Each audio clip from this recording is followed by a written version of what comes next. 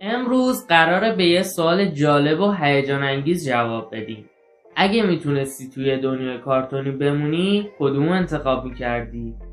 فکر کن یه روزی یه جادوی عجیب اتفاق بیفته و بتونی بری توی دنیای کارتونی زندگی کنی.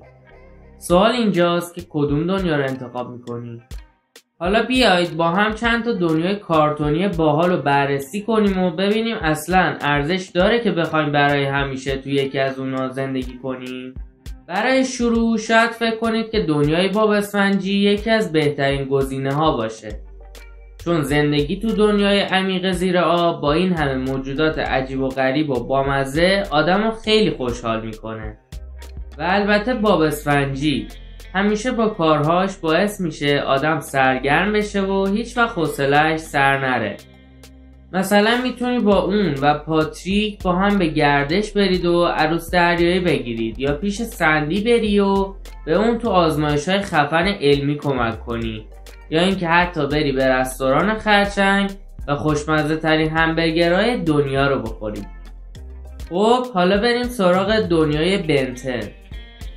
اینجا میتونی با یه ساعت عجیب و غریب به موجودات فضایی مختلف تبدیل بشی و کلی ماجراجویی کنی. فکر کن بتونی هر لحظه با یه حرکت به یه هیولای باحال و قوی تبدیل بشی و کلی کارهای خفن بکنی. ولی اینو باید بدونی که زندگی تو دنیای بنتن خیلی هم آسون نیست، چون همیشه خطرهایی هست که باید باهاشون بجنگی و هر لحظه ممکنه یکی از دشمنها سر برسه. اما این بار بریم به دنیای هیکاپ و بیدندو. فکر کن بتونی یه اژدها داشته باشی که باهاش پرواز کنی و به کشف سرزمین‌های جدید بری. واقعا خیلی هیجان انگیز و خفنه. البته اینجا هم خطرات خودشو داره، اما تو این دنیا میتونی یکی از بهترین دوستاتو پیدا کنی، یه اژدهای وفادار که همیشه کنارته. اگه بخوایم از بین همه اینا انتخاب کنیم، یه دنیای پر از شور و هیجان هم داریم. دنیایی که زندگی تو اون آرزوی هر پسریه که عاشق فوتباله و اون دنیا دنیایی نیست جز فوتبالیست ها. اونجا میتونی به یه فوتبالیست حرفه‌ای تبدیل بشی و توی تورنمنت های بزرگ بازی بکنی و قهرمان بشی.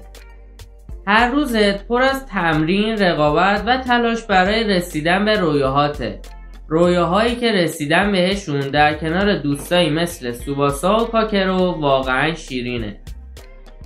البته یادت نره که اینجا هم رقابت خیلی سنگینه و موانع و چالش‌های زیادی سر راهته.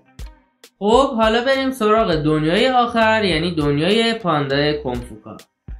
اینجا یه دنیای کاملا متفاوت داریم. دنیای پر از هنرهای رزمی و صبر و تمرین و استقامت. اینجا نه تنها مبارزه و کنفو، بلکه درسای عمیق از زندگی هم یاد میگیری که همیشه به دردت میخوره. فکرشو بکن، میتونی در کنار استاد شیفو تمرین کنی و کنفو یاد بگیری و بعد تمرین با پاندای کنفوکا به رستوران باباش بری تا حسابی غذاهای خوشمزه بخوری. البته نباید یادت بره که اینجا هم دشمنایی مثل تایلانگ هستن و باید برای نجات دوستات با اونا مبارزه کنی. خب به پایان این ویدیو رسیدیم. امیدوارم که از این ویدیو خوشتون اومده باشه. حتما این ویدیو رو لایک و کانالم هم دنبال کنید.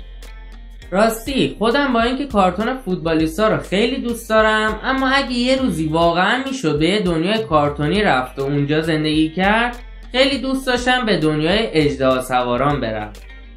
شاید باورتون نشه ولی وقتی بچه تر بودم، خیلی سال پیش، حتی خوابش هم دیده بودم که رفته بودم پیش هیکاپ و بیدندون و حتی یه اژدهای جدیدم خودم رام کرده بودم.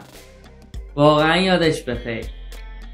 خب حالا شما بگید که دوست داشتین تو کدوم یکی از دنیاهای کارتونی زندگی کنید. اگر از بین همیناست که انتخاب کنید، اگر هم نه اسمشو تو کامنت ها حتما بهم بگید.